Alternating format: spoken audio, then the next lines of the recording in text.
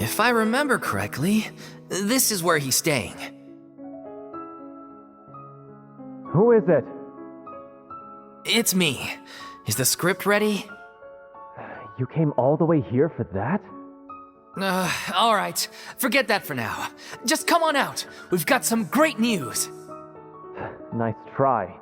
Look, just give me some time, okay? I'm just wrapping up this last part of the script. I'll be out once I'm done. If you become human, you can reveal your secret to no one.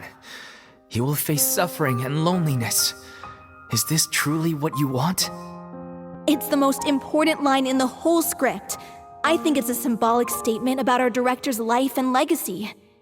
She kept quiet about all the trials and tribulations she faced in running our troupe, allowing us to devote ourselves fully to performing.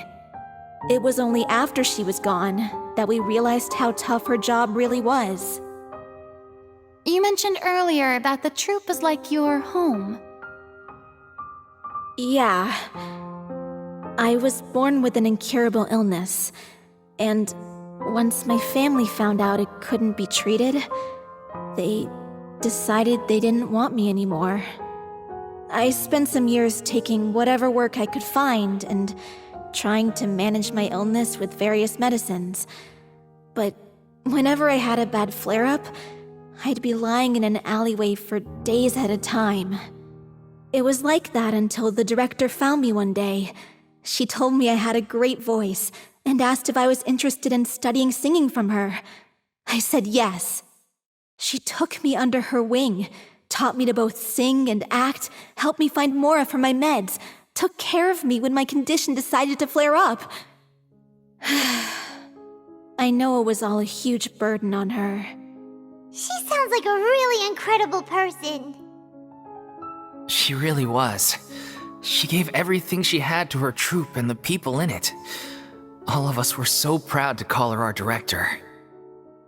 I was a lost child too when she found me. As the child of a murderer, my parents weren't around when I was little, so I got sent to an orphanage. The other kids were always picking fights with me. They'd say things like, "Come on, you must be pretty tough if you're the son of a murderer." It was just to taunt me, though. I was an easy target, and they knew it. One day, I got beaten up so bad that I just couldn't take it anymore, so I ran away. I lost all faith in humanity by that point. Thought the whole world was out to get me. Let me guess. Fortunately, the next person you ran into was the director. Yeah, for the first time in my life, I was somewhere I felt safe. And I promised myself I'd stay here until the day the group parted ways. The day you hoped would never come. How times change. Oh, you're finally done? Get your butt over here. There's someone I need to introduce you to. This is our new artistic consultant, Miss Farina. Farina? The Farina? Oh my god, how did you manage to wrangle that? Please, the honor is all mine. I was profoundly moved to hear about your troupe and your wonderful director. I just wanted to do something to help. Same here! Even so, this is just... Oh, wow. I'm sorry. I'll try to calm down. Now, where was I? Ah, yes, the script, of course. Let me give you a rundown of how the story unfolds in my version of the script. I'm sure you're already familiar with the beginning of the story. A little Oceanid decides she wants to become a human against the wishes of her family. She finds love and friendship in the bustling city. But then, disaster strikes. The people start to notice that all the fresh water in the surrounding area is slowly disappearing. The soil is becoming arid, plants and flowers are withering, and the people begin to panic. The little Oceanid, Cleo, and her lover decide to do something about it and investigate the truth of the matter together. In the end, they discover that all the waste and pollution created by humans over the years has caused the fresh water to flee the land, as if driven by a consciousness of its own. Consciousness? You mean the water is sentient? Water as a conscious entity. There's actually quite a few stories that explore this theme. Since the little Oceanid is a water spirit, she immediately understands how the water is feeling. She then tells her lover about her true identity, as well as the truth behind the crisis. Her lover accepts her for who she is, and works with her to find a way to bring the water back. However, unbeknownst to them, there were some people eavesdropping when she revealed her secret. The little Oceanid is accused of being directly responsible for driving the water away, and faces the greatest dilemma of her life. And then? In the end, she makes the brave decision to sacrifice herself to save her lover, and the rest of humanity. Huh? But didn't they all treat Cleo like a villain? Why would she want to save them after that? Well, she mainly wanted to save her lover, plus everyone who'd stood up for her. Through her love for her human partner, she was able to find an even greater love, one that extended to all of humanity. Surely the biggest strength of Cleo's character. There's actually something else that bothers me. You know the protagonist is supposed to represent the director, right? And she never had the chance to become a hero in our world. If we're serious about dedicating this show to her memory, we should make the ending as true to life as possible. What about if the little Oceanid is hounded to death by people who hate her, her lover makes sure her secret never gets out, and humanity continues down the path to extinction? That sounds like too cruel of an ending to me, and perhaps a little irresponsible to present to the audience.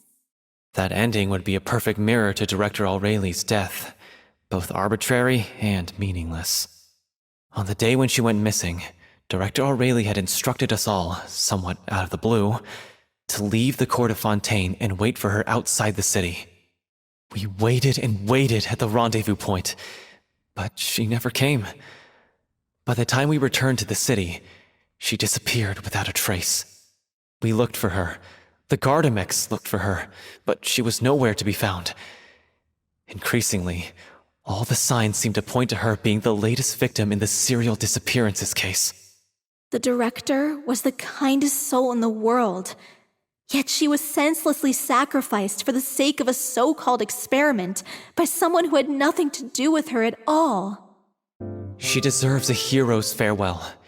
If that's the only way to convey to the audience the courage and selflessness that she showed in the face of death, then it's a meaningful way to end the story. Even in the last moments of her life, she was still leaving a trail for others to follow. She did her best to protect as many people as possible, even if it meant sacrificing herself.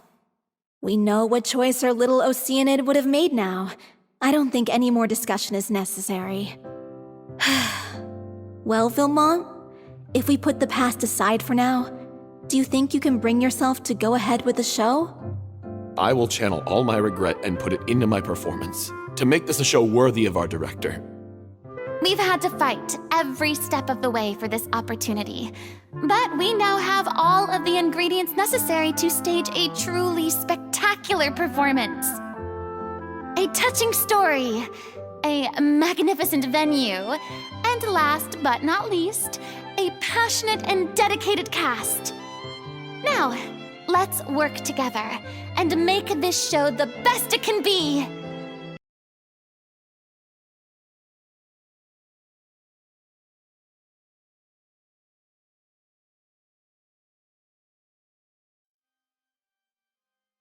That cursed Cleo. She stole the waters of life from us. She's a fraud, and she must pay for her crimes. This has nothing to do with her. The ignorance and hatred of our people is to blame. How can we hope to win back the water's favor if we don't change our ways? This guy could be useful. Take him hostage. If Cleo wants him back, she'll have to show herself. Leave this place, oh little Oceanid, and never, ever look back!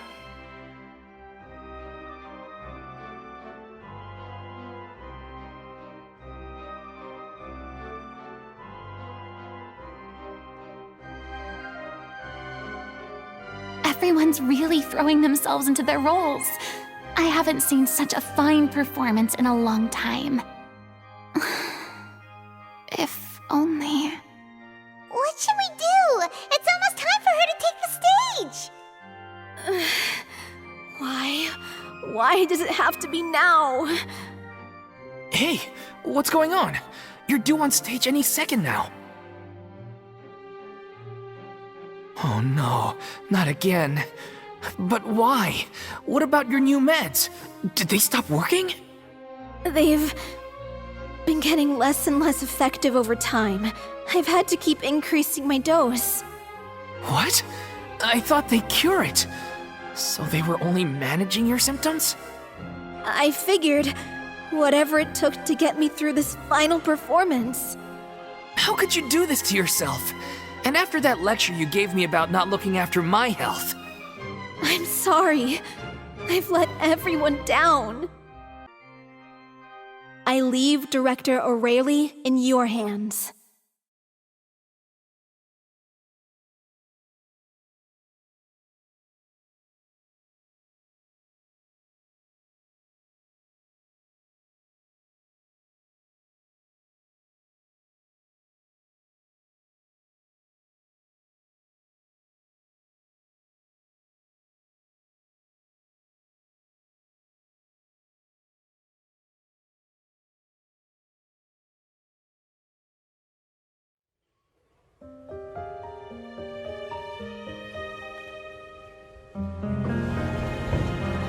Is she here yet?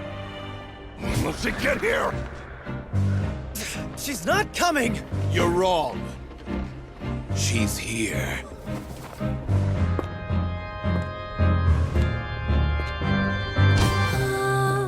Si je pouvais vivre dans l'eau, le monde serait-il plus beau?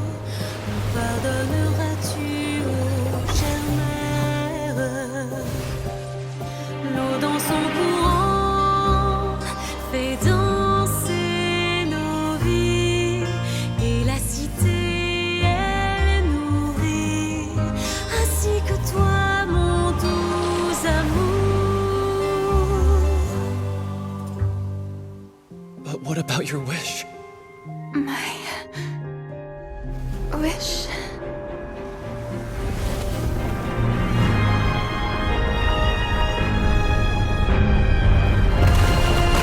If you become human, you can reveal your secret to no one. You will face suffering and loneliness. Is this truly what you want? Le grand amour ne suffit pas, seul un adieu fleurira. C'est notre histoire de vie, douce et amère. Moi, je suis seule et toujours là, à voir le monde et sa beauté. Et ça ne changera jamais, jamais.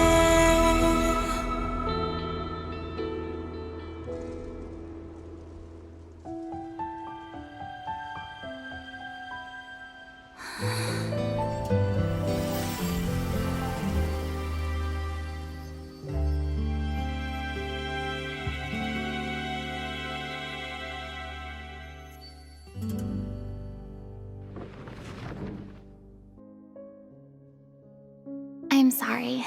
You probably just wanted a relaxing stroll, and here I am dumping all this heavy stuff on you.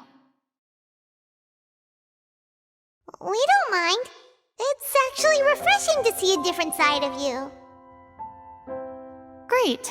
Well, I appreciate your company, so please don't disappear just yet. I don't know whether you can tell, but the years of suffering and loneliness aren't the only reason I have a hard time facing up to who I used to be. As I stand here by the ship, I can't get the images of the rising water out of my mind. One after another, people were taken by the water. All those treasured lives and memories washed out of existence in an instant. They thought their god would protect them. They had absolute faith that when disaster struck, a divine power would save them from harm. And all the while, I played my part to perfection to convince them that was true. But then the floodwaters finally came, and the Hydro Archon did nothing. I've had to go through so many moments like that for the sake of protecting the truth. As time went on, it got harder and harder to bear, and I became more lonely and isolated. Eventually, I realized I had nothing left except the truth. I became terrified of completely failing in my task, and was haunted by the thought of being left all alone, weeping on my throne. Fortunately, we were able to avoid the worst-case scenario thanks to the help of heroic individuals such as yourselves. Everyone rose to their responsibilities, and I finally regained my freedom. But on some level, freedom also means no longer being needed.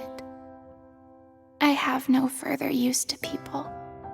Back then, I didn't even dare to dream about having someone to confide in. I was scared of someone recognizing me for who I truly was, and exposing the secret I swore to protect. Believe in the Farina you see on stage. She is the one you can trust.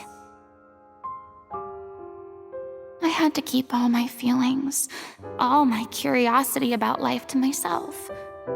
No one could be allowed to know. That's what I really meant when I said I'm no good at maintaining relationships. I do. I once had nothing but the truth, and now I'm finally free to live my own life again. And even though I have no idea where I'm going right now, at least the choice is in my hands.